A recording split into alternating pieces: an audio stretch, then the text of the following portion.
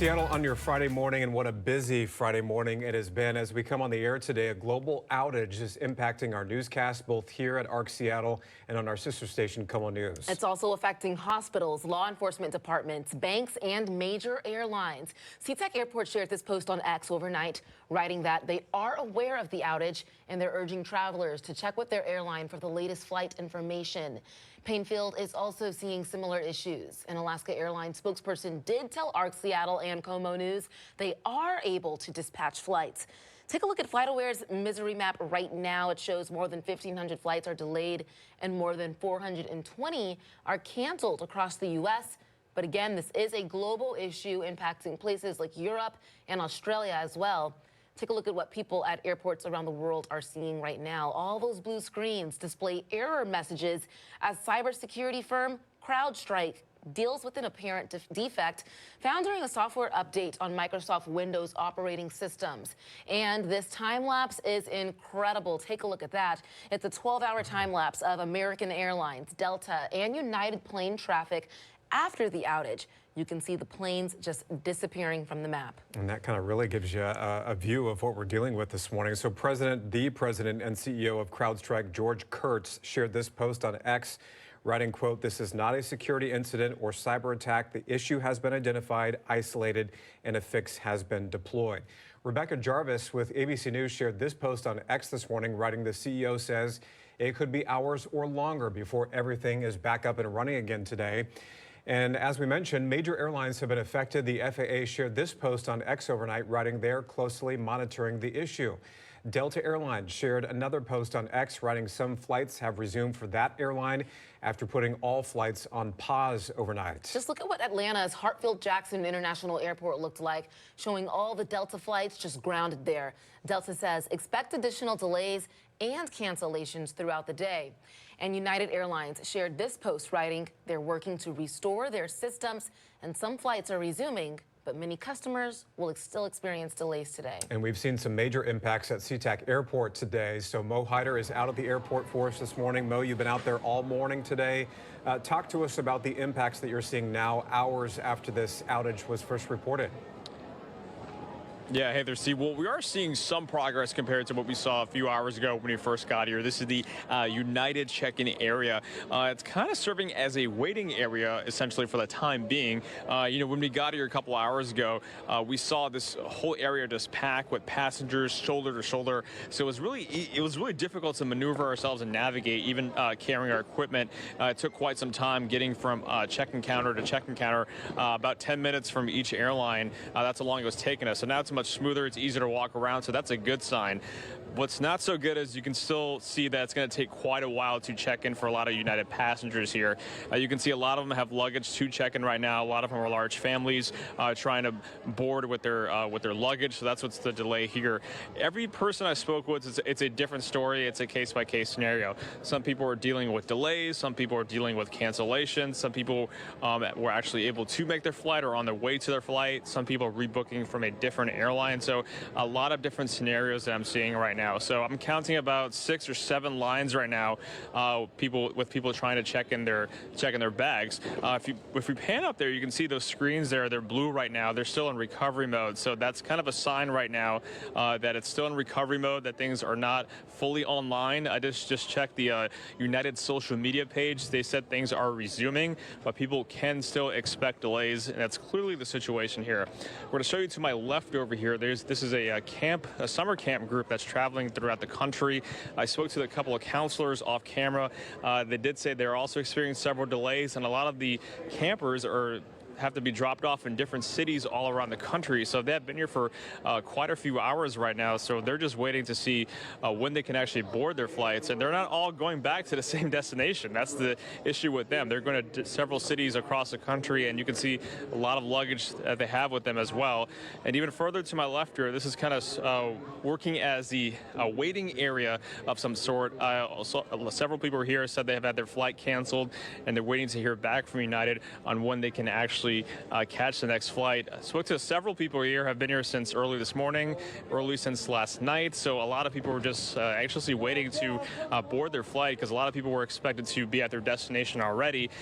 Something to add, this is still busy travel season. A lot of people have summer vacations planned. I spoke to people who are just traveling after a long time, also family reunions. All sorts of scenarios are happening here. So a lot of things are changing at the last minute, but certainly we hope everyone does get to their destination on time. I'll send it back to you. Yeah, Mo, and as we pointed out on our sister station, KOMO, this morning, also have to keep in mind that there's some construction that's going on at the airport. I know in some of the shots that you were showing us earlier, it was almost shoulder to shoulder at times with so many people trying to figure out, you know, if they were going to get on their flight, if the flight was delayed, if it was canceled, that sort of thing. That seems to have subsided at least a little bit so far. That has. That's mostly towards the Alaska side from what I've noticed. That Alaska, coincidentally, they did not have any issues because apparently the system they use is different. And a lot of people that were on the other airlines like Delta and United, they instead switched over to Alaska because their system was not going through that. But if you are taking Alaska, you do have that construction issue that's going on there. So factor that in with busy travel season and also the outage. It was very hard to walk around the airport earlier. It's still a little crowded, but not as it was earlier. All right, thank you so much, Mo, for bringing us looks from the airport and for talking to all those travelers as well. We hope they are not stranded for much longer, at least the ones who were. Thank you. We also have to point out how difficult this is for some of those ticket agents, as we were pointing out on KOMO too. Absolutely. Obviously, passengers are frustrated because their plans have to be changed because of this global tech outage, but all those airline workers that are working to rebook people, make other arrangements, that sort of thing, and they tend to get the brunt of how people are feeling with this. Something like this happens. Yeah, customer service. It's a tough industry, and they're not the ones to blame. You know, this is impacting everybody, and you think they're using their computers and technological systems as well. I saw on X this morning that someone out of an airport in India, they had posted a picture of their boarding pass, and the caption said, "First handwritten boarding pass I've ever had." So it just goes to show, like, this is really affecting everybody. The computers maybe aren't printing things right. There it is right there. There it is. First ever handwritten boarding pass. I can't really see what it says, but you can see probably that ticketing agent or gate agent had to just, you know, scribble scrabble wherever this person was going. I can't say that I've ever seen that before either. It's either been printed or obviously something that's put on your phone. Yeah, but that's the reality of what we've faced today. Even here at home at KOMO News, we've dealt with our own issues. Our printers were down this morning too. The little things we take for granted every day, we didn't have access to. Yeah, and I normally cover what's called the live desk over on KOMO during the morning hours, just to sort of keep viewers updated on, you know, breaking developments that happened overnight and during the morning hours too. That whole system where I usually do that from just doesn't work this morning. It just sort of, the computers keep updating and keep cycling that over and over and over, and that cycle just continues. It's just been kind of crazy. It has been. It has been. And I cover traffic on the KOMO side, and thankfully we still had our WashDOT cameras. I was able to really show the entire region during my hits today because I had to talk a lot. And so I showed the south end, the north end, and the east side. Didn't have access to maps, but as long as we're giving people what they need to see as they're heading out the door, I think it's okay. And I think what this shows to us when something like this happens and you feel the impacts on so many different parts of life is how much we rely on technology. Yeah, we really do. Yeah. We use it for everything. For everything. And when one little thing, or what seems like a little thing, it's usually, you know, in this case, it's a big thing. It has an impact on everything from airports, which Mo was just showing you, to banks, to news operations like us here at ARC Seattle and also KOMO. So really the impact of this whole thing has been felt around the globe today. And that's one thing we haven't really touched on much, or I haven't heard at least from consumers today who tried to go to the ATM or go to the banks. I wonder how that is affecting people. I mean, money's huge. I think one of our employees who works here at the station, I was trying to open back up some notes that I had there on my phone, was saying that she couldn't actually get into her bank account today because that was down. Yeah, so not being able to impact that. So whether you're trying to get into a banking service, whether you're just turning on your laptop or computer for the first time and you see that, you know, that blue screen of death, as we call it, that was even showing up on the big sphere on the Las Vegas Strip this morning too. And that image was honestly daunting to me. It was just daunting because it's a huge attraction there in Las Vegas, and you just see that blue like Microsoft Windows disruption Yeah. scene. Did you ever see that screen on your computer this morning? It's on 2 of them over at the live desk. That's exactly what I saw. Okay, I didn't see it when I logged on this morning. Yeah. So that's why it Interesting. couldn't update. And it kept, the computer would shut off after doing, an update.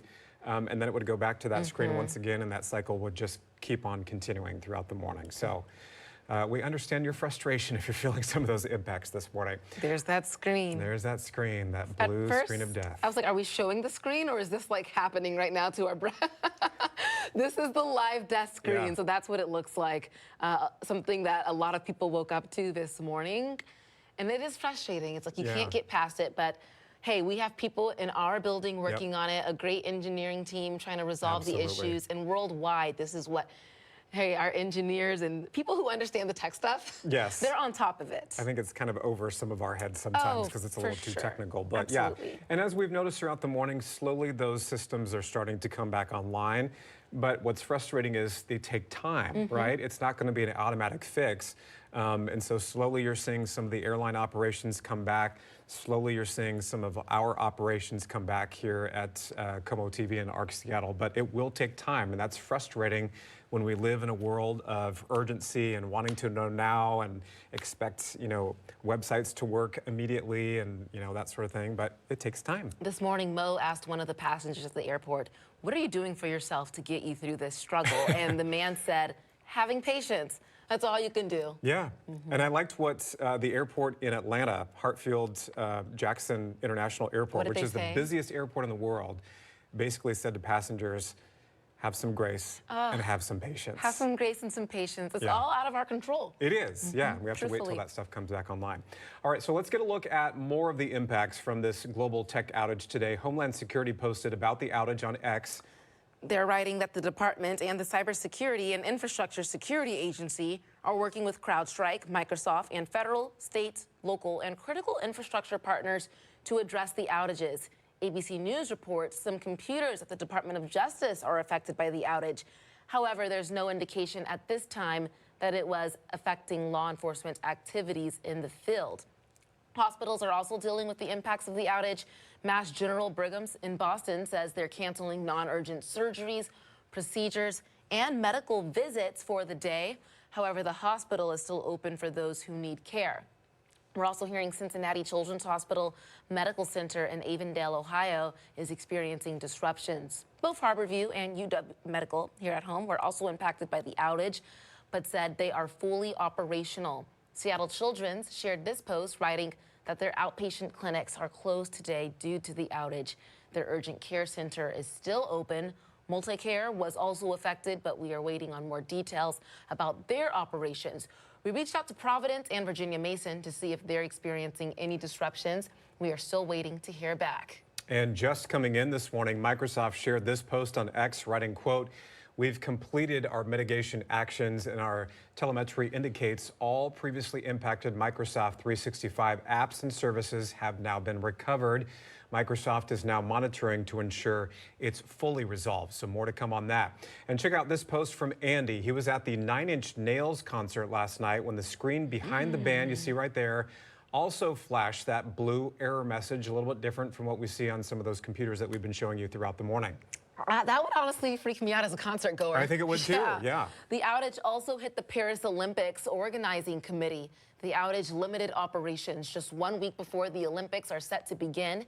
In this statement, the committee says ticket sales were not impacted, but accreditation and uniform deliveries have been affected. So that's honestly a concern too, because a lot of people are passing through Paris for the Olympics.